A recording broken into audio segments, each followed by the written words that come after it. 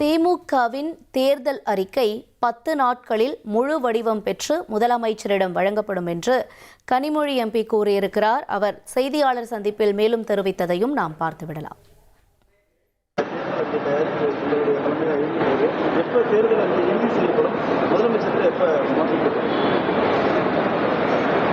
இன்னும் ஒரு 10 நாட்களுக்குள் அது முழு வடிவம் பெற்று முதலமைச்சர் அவர்களிடம் வழங்கப்படும்.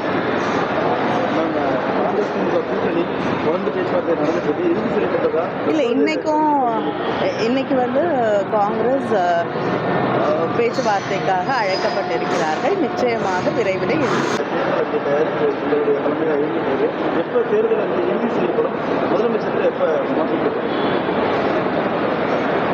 இன்னும் ஒரு 10 நாட்களுக்குள் அது முழு வடிவம் பெற்று முதலமைச்சர் அவர்களிடம் வழங்கப்படும்.